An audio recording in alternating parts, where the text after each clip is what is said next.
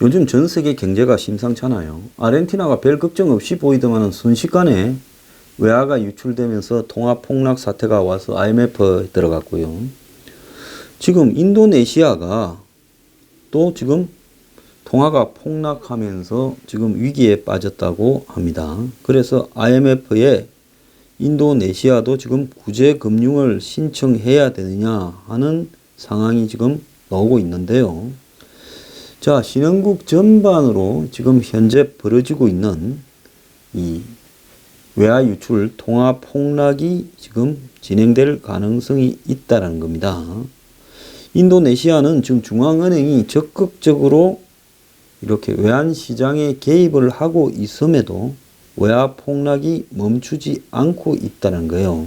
그러면 아르헨티나하고 인도네시아에서 왜 외화가 빠져나가느냐? 지금 미국 경제가 호황이고 또 최근에 이 국제 유가가 70달러를 넘어서 100달러까지 갈지도 모른다고 하니까 인플레이션이 생길 우려도 커지면서 미국의 연방은행이 기준금리를 갖다가 이제 곧 인상을 연달아서 하지 않겠느냐. 그리고 미국의 국채 금리가 3.1%까지 지금 올라가면서 2011년 이후에 최고를 기록하고 있습니다. 그러니까 미국 돈이 이자가 괜찮다. 이러면서 지금 다 빠져나가고 있는 거죠. 자, 이렇게 되면서 지금 한국은 어떠냐? 한국은 한 4천억 불 가까운 외화가 있기 때문에 안심한다라고 이야기를 하지만 많은 사람들은 미국하고 통화 스왑이 이렇게 제대로 만들어지지 않으면 한국의 원화도 지금 가치 폭락에 대해서 안심하지 못한다라고 이야기를 하고 있습니다. 지금 미국 기준금리가 오르자 주요 신흥국에 나타나고 있는 통화 폭락이요. 아르헨티나의 페소화가 작년 연말 이후에 23.6% 폭락을 했고, 그 다음에 터키 리라화가 13.9%, 브라질이 8.7%, 러시아가 7.6%입니다. 즉 미국의 금리 인상이 신흥국의 위기를 촉발하고 있는데, 그래서 이 신흥국가들이 미국의 금리가 올라가면서 휘청휘청 거리고 있어요. 한국은 중국하고 통화 스왑을 맺었다지만은 기본적으로 중국의 위안화하고 통화 스왑은 별 의미가 없고요. 미국, 일본 등과 달러 엔하고의 통화 스왑을 맺지 않으면 효과가 없다라는 겁니다. 자, 이 부분에 대해서 지금 크게 우려가 전문가들한테서도 제기되고 있습니다. 근데 문제는 뭔가 하면 1,500조에 달하는 가계부채. 자, 거기는 부동산 담보 대출과 그 다음에 자영업자 대출이 핵심입니다. 이것들이 지금 금리가 미국에서 올라가면 한국의 금리, 미국 달러하고 역전 현상을 견디지 못합니다. 만약에 한국의 금리가 미국보다 낮다면요, 순식간에 외화가 미국으로 유출되면서 한국도 지금 원화 가치 폭락에 시달릴 수가 있어요. 그렇기 때문에 한국도 지금 금리를 올려야 될 건데, 지금 머지않은 시기에 7, 8%의 대출 금리가 거의 일반화될 겁니다. 지금 왜 자영업자 대출을 조사를 하니 다 난리를 치고 있겠어요? 지금 금융기관들도 위태위태하다라는 걸 인정하고 있는 겁니다. 자, 조금만 올라가게 되면 이제는 감당을 못하는 사태가 벌어져서 순식간에 하우스 푸어들이 은행 대출 원리금을, 주택 대출 원리금을 갚지 못하거나 자영업자들의 대출이 지금 한마디로 상환불능에 빠지게 되는 사태가 발생할 수 있을 겁니다. 그래서 달러와 그 다음에 원화 폭락 그리고 미국의 금리 인상이 다 연결되어 있고, 그것이 한국의 가계부채, 부동산 폭락과도 연결되어 있다는 겁니다. 자, 이 부분만 되어 있습니까? 또 다르게 한국 경제가 침체 초입에 진입했다는 것이 문재인 대통령 직속기구 국민경제자문위원회에서 경고로 어제 나왔다고 언론에 보도되었습니다. 한국의 기획재정부가 한국 경제 상황이 회복세가 지속되고 있다 말을 하는 와중에 김광두 국민경제자문회의 부의장, 이 사람은 과거에 박근혜 정부 때도 싱크탱크를 운영했지요. 그런데 침체 국면의 초입이라고 정면으로 반박을 해서 지금 파문이 일고 있습니다. 국민경제자문위원회는 대통령 직속 경제자문기구인데요. 이 김 부의장은 14일 자기 페이스북에 한성대학교 김상봉 교수가 정부 경기 판단 문제 있다 라는 글을 올린 데 대해 이 글에 공감한다. 경기는 정부의 판단과는 달리 침체 국면의 초입 단계에 있다. 이제 폭락을 하는데 들어와 있다라는 부분입니다. 경제학자들은 침체 국면의 초입에 있다고 이야기를 하죠. 경제가 밑으로 이렇게 폭락하는 초입에 있다는 겁니다. 정부 내부에서도 지금 이 경제에 대해서 자신이 없어하는 기류가 점점 번지고 있습니다. 기재부는 경제 동향 자료에서 경기 회복 흐름이라는 표현을 삭제했다가 또 논란이 되니까 다시 집어넣었는데 김광두 부의장은 정부가 신뢰를 잃으면 어떻게 될까? 정부를 믿고 싶지만은 믿어지지가 않는다. 나만 그럴까라는 글을 올렸고 김광두 부의장은 생산 투자 지표도 걸리지만은 학계 여론조사를 해보면 상당히 경기가 좋지 않고 기업하는 사람들 이야기를 들어보면 더하다. 그래서 정부가 낙관적으로 이 모든 것을 해석하다가 타이밍을 놓칠 우려가 있다라고 말을 했습니다. 자, 그래서 전문가들은 경제 위험 요인들을 냉정하게 따져봐야 된다라고 이야기를 하는데 지금 OECD의 기준에 의한 경기 선행지수가 9개월 연속으로 지금 하락을 하고 있다는 겁니다. 밑으로 꺼지면 경제가 이렇게 하강을 한다는 건데 지금 2018년 2월 달이 99.76으로 100m로 떨어졌습니다. 그래서 지금 정부에 찍힐까봐 경제학자들이 실명으로 뭘 하지 못하고 익명으로 인터뷰를 해요. 익명을 요구한 전직 국책연구원장은 제조업 생산과 투자 지표가 최근 부진하다는 것을 부인할 수 없다. 2, 3개월간 지켜봐야 되겠지만은 경기가 회복되고 있다는 정부 말을 믿기에는 걸리는 게 너무 많다라고 이야기를 했습니다. 그런데 정부는 수출 보조 덕에 회복세가 지속되고 있다고 뻥을 오늘도 열심히 치고 있습니다. 지금 기재부의 수장 김동연 부총리 요즘 이 사람 아무 말도 안 하고 가만히 있습니다. 이 가만히 있다라는 것은 떠들면 나중에 책임질 일이 많기 때문에 아예 입을 싹 닫고 있어야 되겠다라는 거죠.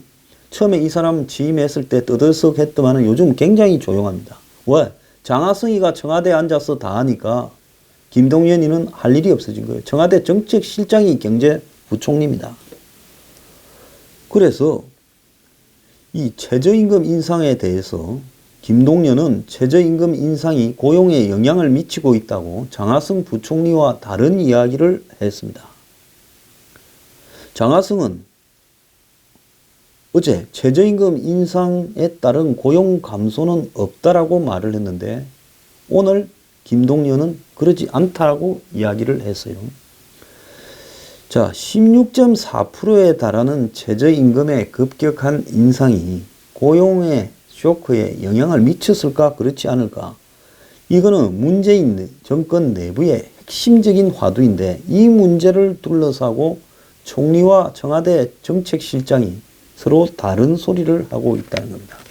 총리는 어제 국회 기재위 전체 회의에 출석을 해서 최저임금 인상이 고용에 별다른 영향을 주지 않았다고 생각하느냐라고 묻는 심재철 한국당 의원 질문에 아니다. 영향을 미치고 있다라고 이야기를 하고 증거를 찾기에 시간이 걸릴 뿐인데 직관으로 봐서 영향을 미쳤다고 본다라고 말을 했습니다. 이 사람은 한 달 전에는 2, 3월 달에 고용이 부진한 데 대해 최저임금 영향으로 보기 어렵다라고 말을 했습니다. 정부 안팎에서는 4월 고용 동향이 나쁘게 나온 게 부총리가 입장을 바꾸는데 영향을 미쳤을 거라고 이렇게 예측이 되는데요. 최저임금 영향이 매우 큰 분야, 도소매업과 음식 숙박업 취업자가 4월에도 전년 동기 그러니까 2017년 4월에 비해 88,000명이나 감소했다는 겁니다. 지금 최저임금 인상 직전인 작년 12월부터 올해 1, 2, 3, 4, 5개월 연속 감소고요. 이 두 업종에서만 45만 개의 일자리가 사라져 버렸습니다. 도소매업과 음식 숙박업에서 45만 개의 일자리가 사라졌다는 거. 이건 엄청난 사건이에요. 자, 통계 자료가 점점 이제 시간이 지나면서 최저임금 효과가 나와가지고 그것이 통계로 확보되어서 쌓이면 쌓일수록 김동연은 이를 부인하다가는 큰일 날 것 같으니까 이제 최저임금 인상과 고용의 상관관계를 너무 잘 아는 김동연이 인정을 하고 나왔다는 겁니다. 청와대는 아직도 한마디로 꿈꾸는 소리를 하고 있어요. 안개 속에서 이 사람들은 헤매고 있습니다. 청와대는 신봉사 같은 사람들을 경제사령탑으로 앉혀놓고 경제부서를 옥죄면서 대기업들 지금 세무조사나 열심히 하고 있습니다. 장하성은 오늘도 최저임금 인상에 따른 고용 감소 효과는 없다면서 일부 음식료 업종을 제외할 경우 고용 감소가 없다는 결론이 나왔다면서 최저임금 지원 정책이 성공적으로 안착해서 안정자금 신청 비율이 예상 노동자 수 대비 81%가 넘었다. 그러면서 고용이 지난해보다 늘어 최저임금에 해당하는 노동자 수가 오히려 늘지 않겠냐 걱정이 된다. 고용이 늘어서 최저임금을 받는 사람이 늘어날까봐 걱정이 된다는 헛소리를 하고 있습니다. 윤창현 서울시립대 교수는 정부 내의 시각이 다르고 진단이 다르니 제대로 된 처방을 할 수 있을지 걱정이다. 남성인 서강대 교수는 최근 고용 문제가 현 정부 탓은 아니지만 일자리를 늘린다며 시행한 정책들이 역효과를 낳고 있기 때문에 정부가 입장을 바꿔야 된다 이야기를 하고 있습니다. 이 과정에요. 국세청은 대기업 30곳을 세무조사를 하고 있습니다. 대통령이 나서서 역외 탈세와 해외재산 도피가 이제 생활적폐다라고 이야기를 하고 국세청은 일감 몰아주기, 차명재산 정려, 경영권 승계 과정도 살펴보기로 지금 했다는 겁니다.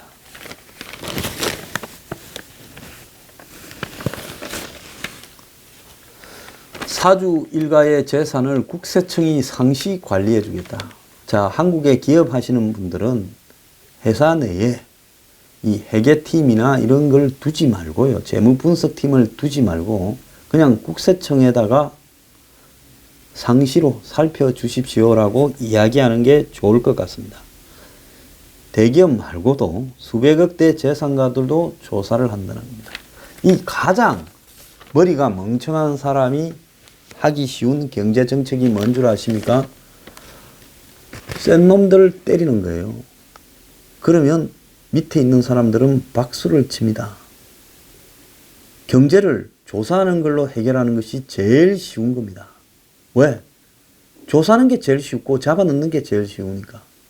그런데 경제를 살리는 거는 제일 어려워요. 그러니까 머리 나쁘고 실력 안 되는 사람이 할 수 있는 거는 사람들 보는 앞에서 센 놈 하나 패는 겁니다. 그러면 대중들은 자 박수를 보내겠죠.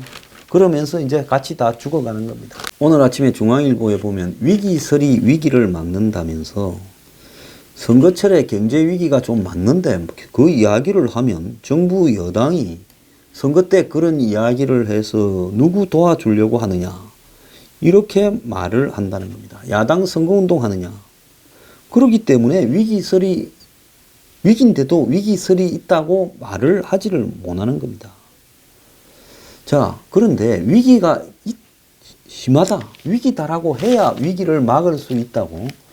지난 2002년 때쯤 가계부채가 터진다, 위기다.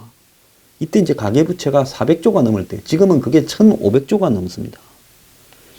자, 그래서 그때 위기를 많이 이야기를 해서 가계부채를 줄이고 해서 그때는 겨우 넘어갔습니다. 자, 지금 가계부채가 1,500조고 GDP의 94.4%고 GDP나 가계부채나 비슷해요. 세계경제포럼이 경고한 위험 수준 75%는 물론 OECD 평균 76%보다도 20%나 더 높다라는 겁니다. 그리고 질도 나빠져서 다중채무, 여기저기 빚을 지고 있는 다중채무자가 수십만 명이고 제2금융권의 빚도 눈더미처럼 커졌다는 겁니다. 그러니까 질이 안 좋은 부채 타입이라는 거죠. 왜? 이자가율이 높고 이렇기 때문에 여기에 빌린 사람들은 부도날 확률이 굉장히 높죠. 자, 그런데도 아직도 안 터지고 있으니 한국은행이나 정부는 관리가 가능한 수준이라고 큰 소리를 치고 있습니다. 문제는 뭔가 하면요. 지금 같은 조건이라면 관리가 되겠죠. 그런데 지금 미국발 한마디로 금리 인상이 지금 같은 조건이 지속될 수 없다라는 것을 이야기를 하고 있고, 그래서 아르헨티나나 인도네시아에도 안정적인 수준이다라고 이야기를 하다가 외환 지금 유출로 인한 위기에 빠져서 IMF한테 손을 내밀고 있는 상황이 벌어지고 있는 겁니다. 자, 금융연구원은 집값이 30% 떨어지지 않는 한은 금융 시스템 위기로 가계부채가 번지지는 않을 거다라고 이야기를 합니다. 여러분, IMF가 왔을 때 이런 정부의 설명이나 해석이 무슨 소용이 있습니까? 그때 집값이 하락하고 직장이 부도가 나서 흑자를 어떤 기업들이 은행의 금리가 올라가고 또 대출을 막음으로써 흑자 부도들을 했습니다. 멀쩡하게 은행원으로 다니던 사람 수천 명이 은행에 망하면서 쫓겨났어요. 그때 별 문제 없다고 했던 YS 정부의 관료들 중에 이 여기에 대한 책임을 지고 자살을 하거나 자진해서 깜빵 간 사람이 있었습니까?